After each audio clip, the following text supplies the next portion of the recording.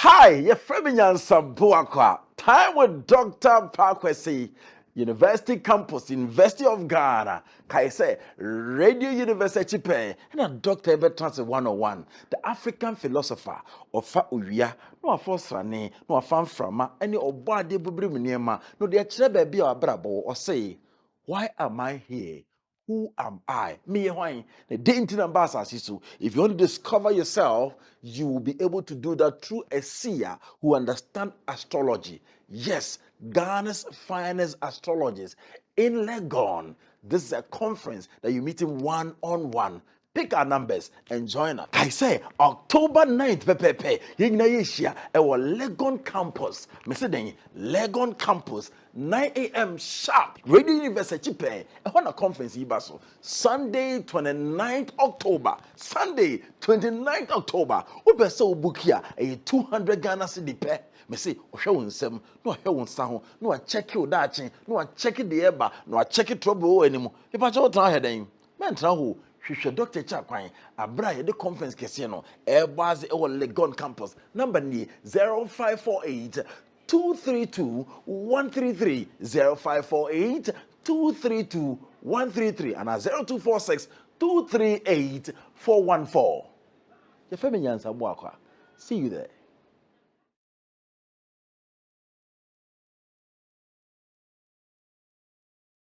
African philosopher, welcome to my world. Thank you. Thank you very much. Today we're discussing why men fail. I'm not talking about man, I'm talking about men, including women, including men, including children. You've done reincarnation with us.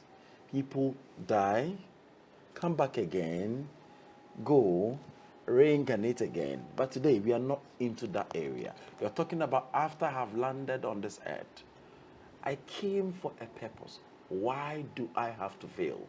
What are the reasons why people are failing on this earth? We are in difficult times across the world. Ghana is worse. So we are talking about why are we failing? Even in this difficult time, people are also enjoying. It means that the same thing others are enjoying in the same environment. So it means there are reasons why people are failing. So in these times, tell us, why do men fail? Thank you so much. When we talk of failure is inevitable. Every human being born by a woman goes through failures, process of failures. Only if he doesn't give up, he or she will end up enjoying the luxuries of life in the end. But then, one needs to know the difference between the material plane and the spiritual plane. Each of these worlds, we are having some special responsibilities in relation to these two worlds. Our responsibilities towards the material plane and our responsibilities towards the spiritual plane.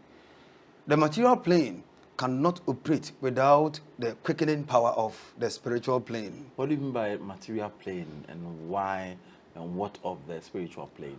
When I talk of the material plane, it has to do with the things you can see and touch in relation to what the mundane scientist must have mentioned, the three states of matter: solid, liquid, and gaseous matter. Okay.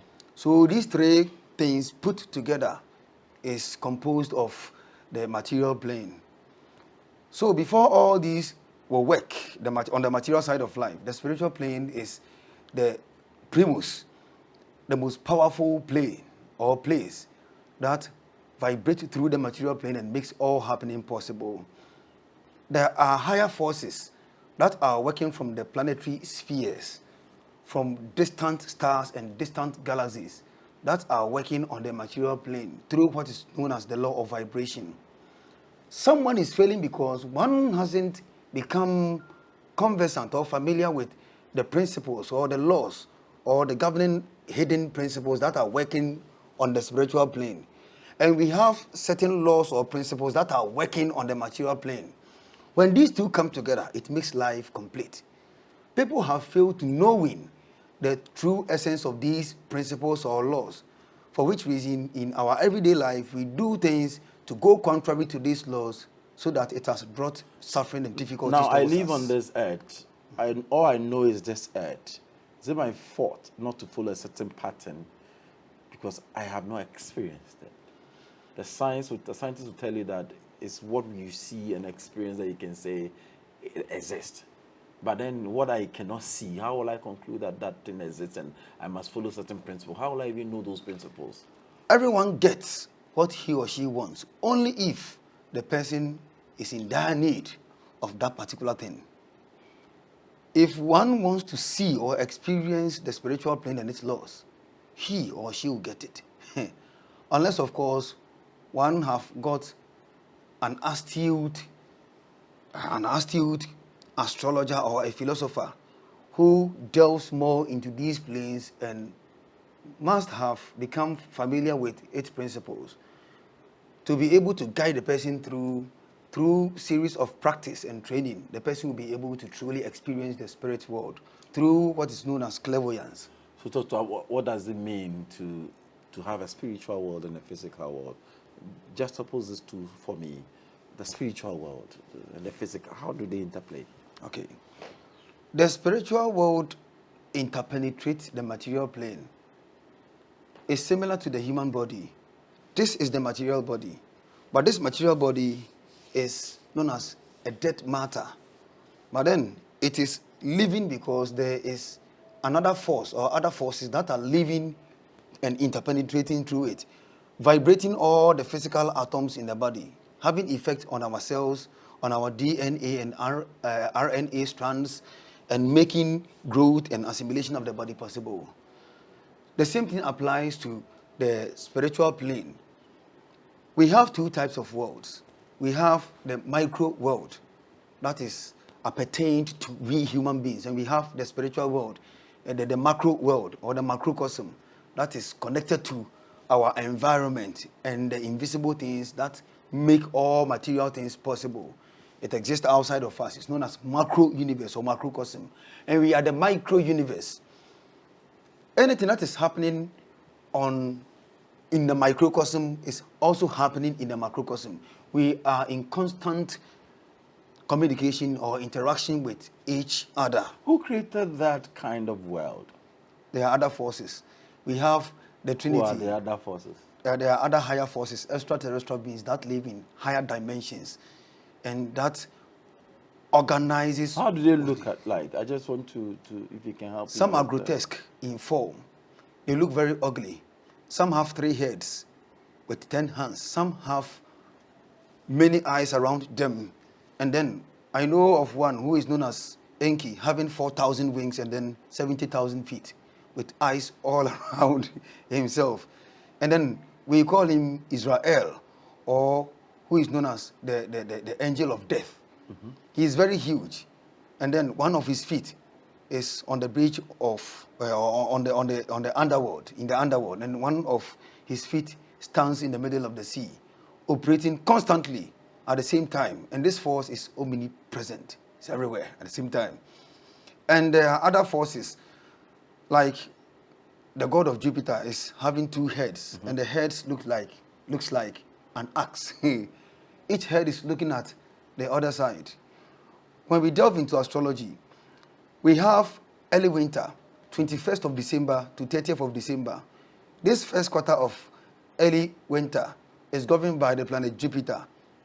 So we mention this name, Janus, out of which we got the word January, Janus, okay. A god having 2 heads. Each of these heads, one is looking at the past time of the autumn equinox, and the other head is looking at the future time on the spring equinox, showing what will happen in the next year of time. So all these forces are there, to mention but few. They are there and they are working constantly to make sure that their plans work. So if you come to this material plane, mm-hmm. and these forces, their motion, their movement, and in their velocities, we call it vibration. These vibrations, or the way these forces move, is what we call the laws of the spiritual world. Wow. So if you learn the laws of the spiritual plane, you'll be able to have a direct experience with these forces. And then they will teach you how the world works, to be able to understand your responsibility as a human species on this particular plane. Wow. To know your responsibility on the material side of life and your responsibility on the spiritual side of life too. Wow. Yes. Wow. So picking these two, it means that we are spiritual beings ourselves. Yes. That is how we can connect to the spiritual world. Yes. Okay, so why will I fail if I'm born a spiritual person? One will fail because he or she hasn't made any attempt to find anything or to seek truth of the spiritual plane. Due to religion, many people have been lied to. They have come to have this misconception about spirituality, that it is a sin. When you follow, there is this bonfire or Funny inferno way. waiting for you in the afterlife. So it makes people not to make any attempt to approach this spiritual science or spirit science. It brings about ignorance, and your ignorance will lead you to fail. You cannot only stick to the material side of life without pain or having no knowledge about the spiritual side of life. And then you cannot stick to the spiritual side of life alone by living your organized plans and stuff on the material side of life. These two, when they combine, you become a success or victorious at the end of the day. But if you don't know anything about the spiritual world, you'll be living your life with trial and error. And then the universe will always overshadow you so that you have not become happy at all in your life. Doctor, from childhood, I'm born into a family raised by a Christian and Muslim family. There are certain tenets that you work with, you allow certain behavioral patterns you are caused to do and all that, and that shapes you as a person. I have grown to understand that God protects me. What again do I need? God protects you. But do you know that God cannot do everything for you? The responsibility of God cannot be done by man. And the responsibility of man, God will not do it. So if God protects you, you must protect yourself as well. For example, God protects you from accident, from evil eye. You meet someone, you clearly know that this person doesn't like you. And then the person brings you food. What must you do? You must know that this person hates me, and so I will not eat or ingest this food. But if you hesitate to take in that food, you are going to die. God has protected you already from the evil eye on the spiritual side of life. He has played his responsibility perfectly. But on the material side, it is your duty. That's why we constantly say that. Or what is saying, Nyame adaroma, enemy sumashi. By the grace of God. By the grace of God. And my own effort. Okay. Nyansa, whatever you know, whatever I know, didn't come by chance. God gave us the life, but your material effort is needed so much. And this is your responsibility on the material side, and God has his own responsibility. What is God's responsibility? Let's look at God's responsibility, and then we come to our responsibility. God's responsibility is for him to vibrate your life energy through you to become a living being. When you wake up and you have no etheric vibration inside you, you are known as a dead body. You die.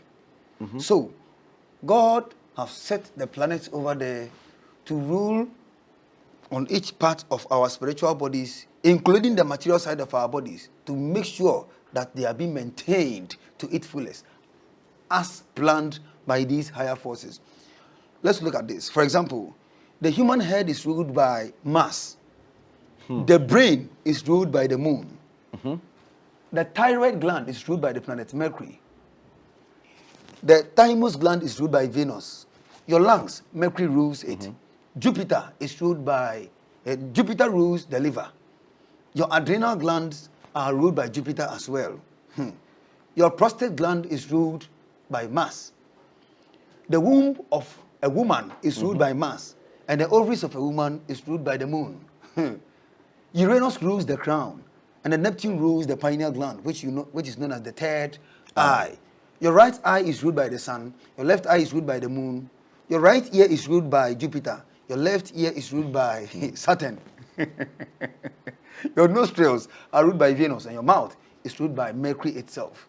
Your teeth is ruled by Saturn. Your gum is ruled by Saturn as well. So, look at these body parts in relation to the stars in space-time.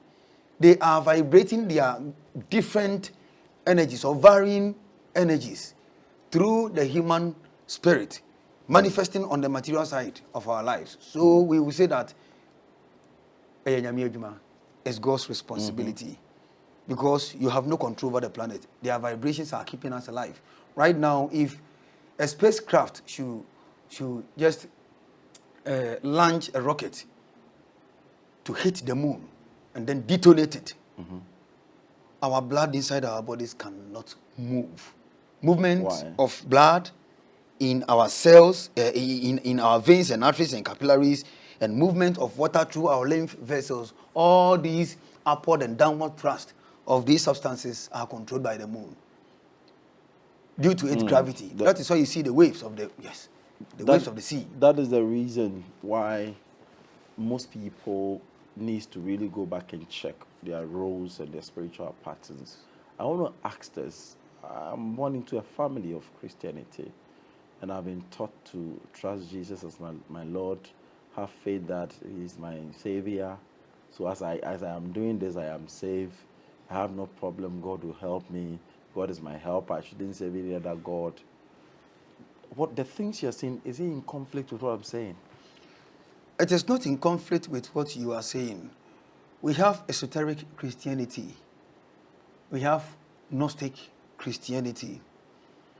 Christianity is not limited to studying astrology, because in Job chapter 9 verse 9, Job did mention 3 great stars that are thousands of light years away from us, like Orion constellation, Pleiades star system. We have the Sirius star, we have the Bear, we have the 7 sisters known as the Pleiades, found in North constellation Taurus. He mentioned them and made example that the energy of God starts from those planes, and then it steps on our earth and makes all life possible here. Amos chapter 5 verse 8 mentions same stars. The same Bible, you can see these 3 wise men, when Jesus was born, were told to be wise men because they had knowledge about the stars. And if you tell me that studying astrology, example, or philosophy is idolatrous, and then we say that that's what we do. Yeah. This same Bible referred to these 3 men as wise. Why? Because they had knowledge about the stars. If the Bible is fully against this science or mystic science, and the same Bible says that which means that these 3 wise men are Nkwasiafo, the same Bible is saying that they are wise because they have knowledge about it. You are a philosopher. You use so many signs, the moon, the stars, and everything to communicate what is about to happen in somebody's life. So you've used the Bible description of when Jesus was born to tell us about the star and their location. So saying this, it means that anybody that does astrology who has the knowledge is not, as put on quote, adultery, as people put it, right? No. Look at the top or the tip of the Egyptian, the Islamic mosque. Every Islamic mosque, what do you see? You see a crescent moon and a star in its bosom.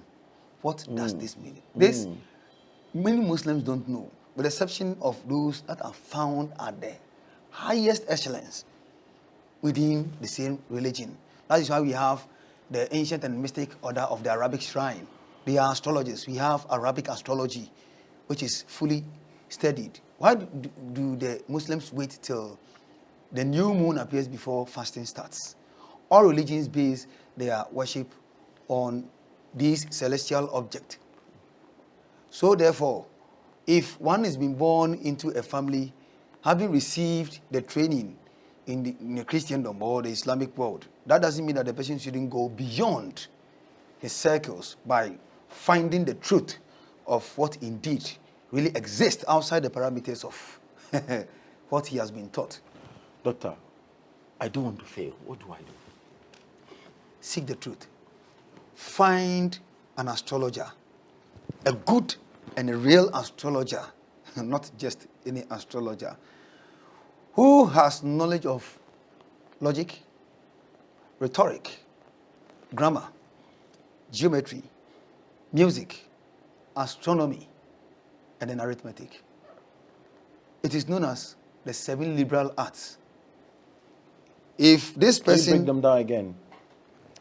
logic, rhetoric, and we have grammar, you call it trivium, and we have quadrivium. 4, arithmetic, geometry, music, and astronomy. These, when put together, become 7, and we call it the 7 liberal arts. If someone speaks or makes a statement, and a statement is sweet in the ears of people, we, the philosophers who have become conversant with the natural laws, know that the person speaks outside the arena of the law. The answer sounds sweet, but it doesn't qualify as a science. So, having experienced nature and having the keys, the organized structure as to how to study nature and then know its truth through its laws, one must consult an astrologer who has great knowledge about the field for him to guide him. If the person wants to study it, he will be taught. If the person wants to know anything about himself, his future, the mistakes that he has done, he or she's past incarnation, the mistakes that the person did, which must have resulted in the person's suffering or miseries in the person's life, the astrologer, a good astrologer, will be able to point this out. Doctor, you do palmistry, you do necromancy, chiromancy, you do quite a number of things that takes you to the spiritual world. I have no idea when it comes to spirituality. All I know is my church, I go, come back. Now, I want to know so that I don't fail. What are the processes one have to go through to be able to discover or rediscover him or herself? Know when you were born and know the time you were born. The place you were born. So place of birth, time of birth. These two are very, very important. So if you know your date of birth, you will be able to know the position of your star, how they have been arranged, their aspects, their whatever. And then it will point out to you clearly which people will make you fail, which people will make you stand at the apices of life, which people will cause you pain, which people will cause you anguish. How the age you succeed or the age you fail totally. The nature of your death, the diseases on your body, which we study through medical astrology. You need to know the positions of your stars, and then the place you were born will aid you so much to know a lot about yourself. And it is the first step to spiritual or knowing thyself. So the best thing is that you go and pick a weighing card. Time of birth is written, date of birth is written, so you understand this thing. Understand. How will you use the dates to be able to read into my future, the day I'm born? I was born some 1980, some 1980 something, and you are here sitting here today, going back into days. How will you be able to do that? There is what is known as astrological progression. In every zodiac sign, there are 30 degrees. When we convert it into days, 8 days is known as 30 days, like we have in every month. Let me say it like that. Each day represents a year when talking of someone's future. Okay. For example, the day Nyansa was born was 2nd October 2023. Your first day, what happens during your first day of birth will happen a year after. 2 days, what happens on the second day will happen when you are 2 years. The third day, 3 years. Fourth day, 4 years. Fifth day, 5 years. So when you are born on the 2nd of October, it means that your second day will fall under 3rd October. So your second day, which if progressed into year, will become your second year. In your second year, it stands within the domain of 3rd October. 4th October will be your 3rd year. We count it in order. till it can even enter into the next zodiac sign according to your age. So if you are 3 years old and you want to know what will happen when you are 32 years old, we need to count from the point of your birth. Okay. 32 years. The sign or the degree it falls into. The planet over there shows what will happen to you. With this, it is not difficult, but the most difficult thing for most astrologers, the interpretation. You call it astrological progression. A day for a year, 2 years, second day, 2 years, third day, 3 years, fourth day, 4 years. Wow. Even if you want to know your nature of death and the period of your death, it is possible. Doctor, I want to know the nature of my death and the period of my death. How will I do that? I will just take your date of birth, and then we will be able to count from the degree you were born. What if the and I did you? Oh, Man, I didn't catch you. you will let me go. A and woman die. came and checked her. Like you will let me go and die. Oh, I'll tell you. Doctor, A woman came and checked her astral chart. When I saw it, I told Daniel, Charlie, she has only 48 hours to live. She was on the hospital bed. I didn't come on. I didn't find me. I didn't Anna, my sister friend was now my sister Becca, I don't know one can so be, and we told her, Mammy, I can so be one. Oh, Becca say, ye pursue no same bemity, yani I said the kunu. Ya shall come say, Obey. The Becca say, oh, you know, some years, no. We don't talk about that. I just say, Obia, after we have looked at the person's birth chart, you won't say the crown will do. I don't know, so catch no crana, the person will be able to contain it. Obenya 54. 54 no. Omo I don't know, menye omo adura, omo nom efan dufa. Na omo prolong it omo lifespan. E wa ha se nti nka 54 no. Obo say watwum no de akobe say 80 and 78 and 74. That is 20 years. Wow. So the AB say all these questions are leading to I don't want to fail. That is why I'm trying to project into this now. Wherever you're watching me from, the fact is that, Doc, say, a near my why bit me a near my science and knowledge wise, what can back make a palmistry? How would you be able to check into it and give me maybe there and your general, like specific into maybe there, about me progress and you're crashing down me? Mama, the stars happen to be the foundation of all things in our world. So, the ancient connected each finger or each point on our palm in relation to the stars or the planets. My palm? Yes, your palm. So, we have your thumb. Your thumb represents the planet Mars. Your forefinger represents the planet Jupiter. Your middle finger represents Saturn. Your ring finger represents Venus. And then your pinky finger represents Mercury.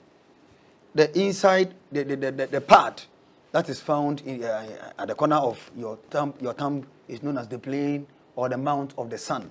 And the part outside here, that is under the pinky finger, is known as the plane of the moon. So there are some lines in the palm. Each line has its own meaning. You can see the upper line, the middle line, and the lower line. The upper line represents the nature of our soul. How the upper line. Yeah. It is where our soul is so connected. That is where you can watch and determine something in my soul. Thank you very much. Okay. So if you want to know anything about the person's, the properties of the person's soul, how the person, is the person oversensitive, is the person so compassionate, is the person empathic or sympathetic, all these things can be known here. Is the person wicked, who has no mercy, we can see it here.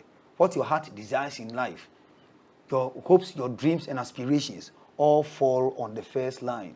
It's known as the heart line. Oh. So where the line starts from, where it ends, where you see a dot in it, under which finger, you will know that the soul with an island or some dots or holes in the lines, we will know that these lines fall under the finger of Mercury. It falls under the finger of Venus or Saturn or Jupiter. We know. Sometimes you can see someone's line, a heart line, having been divided into two parts. Look at which finger under which the line separate? Yes. It's a separate line. It's a separate line. Thank you so much. So if you see the line separate, look at which finger, which the line, where the line starts from, the separation starts from. Yes, the middle finger. The middle finger. So the middle finger represents Saturn. Saturn controls our career. It represents our role in public life. So when you see that the lines are divided into 2 under 8, it represents someone whose heart desires are multi, but not one in his career. Doing so many things within the person's career, but not one. So I'll be able to point to you whether the role that you are playing, you have to meet a woman or an elderly or a child who will present himself as a helper, or someone who will bring about your fall in these areas. When you look at the middle line, it is known as the mental line. The mental line. Mental line. It shows your mental body, how you think, how you process information, your perception. Do you speak rationally or you speak off track? Or is this person creative and inventive by nature? Is the person highly imaginative only? Or the person is able to sit well and structure his life based on his intellect? So you use all this to describe my life. Yes. As to what I can do and what I cannot do. What you can do and what you cannot do. So where the line starts from and where it ends, maybe another line joins it. Maybe if you look at the first line, known as the heart line, when it divides into 2, sometimes it touches the mental line. Exactly. Under which finger does it touch the mental line? It shows you the flow of your soul's energy, force matter flowing from your body to your mental body. It shows how they communicate, projected into this world. And it shows how you do your things, your errors or the things you are doing right. We are still doing what we are doing as human, but as so many human activities, you can't do away with them. And if these are the reason why we are coming down, how do we change this? It can be changed only if you are being told the secret of your life, your shortcomings, your strengths, your weaknesses, your opportunities and your threats. You need to know your strength and weakness are attached to you. Your opportunities and threats come from the outside world, because you have some foes or enemies that are lurking somewhere ready to attack, and they will cause your fall. Sometimes your strength or your weakness will cause your fall.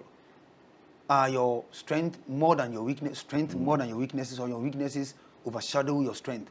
If your weaknesses overshadow your strength, it means that you're already a failure. So we will point them to you. Which aspect? Is this person a womanizer? And can he not control himself? Can he do something about it? What can he do about it? Is this woman flirtatious? Can she do something about it, or she cannot do anything about it?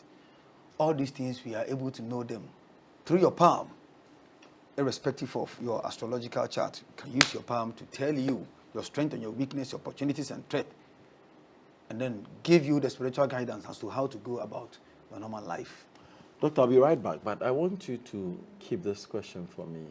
You've chosen only one thing that people can do to set their future. I want you to take your time and take us through other mediums that you, especially, have power over, that you use to really show people the right directions to go. I'll be right back.